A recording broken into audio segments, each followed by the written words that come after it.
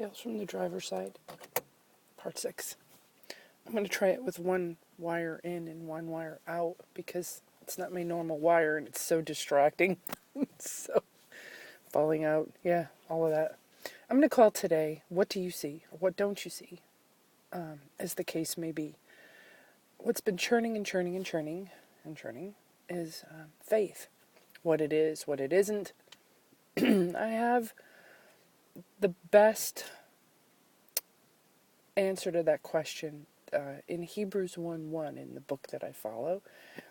Sorry, hair. It's defined as faith is the confidence that what we are hoping for will actually happen.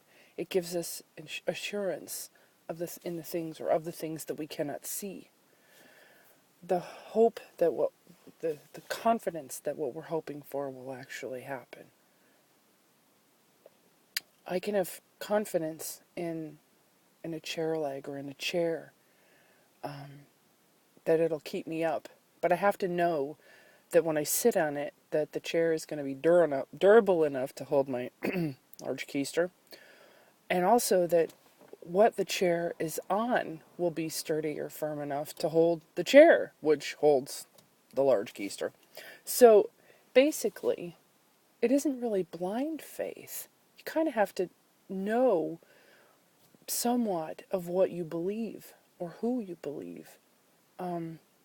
Faith for me is not blind faith. I know that God's faithful because I've put him to the test and he's proven himself faithful.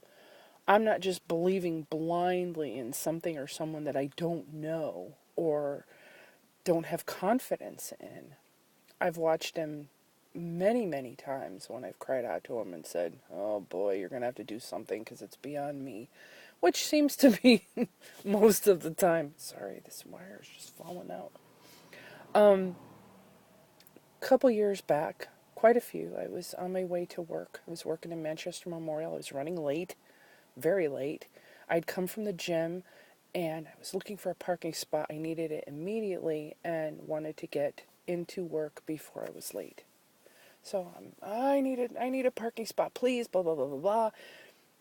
And I pull into the garage and I start doubting and oh yeah, it's never going to happen. I'm going to be stuck. I'm going to be late, blah, blah, blah, blah, blah. You know, the self-talk. And it wasn't very good. And lo and behold, the elevator opens up as I've paused the car, contemplating and fussing at God. And out of the elevator comes someone, walks right over to the car right in front of me, gets in the car, and pulls out and gives me the space. Because, of course, there were no spaces. And I hear this little voice. Why do you only look at what you can see? In other words, faith is faith when it stretches you, when it's beyond what you can actually see with your eyes. Otherwise, it's just sight. The book also says that we walk by faith and not by sight. And without faith, it's impossible to please God, because if you come to him, you have to believe that he's good and that he's a rewarder, that he is, and that he's good, and that he's a rewarder of those who, so diligently or sincerely seek him. So that's kind of a promise, it's a little bonus. If you're seeking him and you have the faith and know that he's going to take care of you, he will take care of you. So as you're going through things and as you're going through your struggles and as it seems totally overwhelming, remember, it's the assurance of things that we hope for but cannot yet see. So God bless you. Hang on tight. It might be a bumpy ride, but the pilot is good.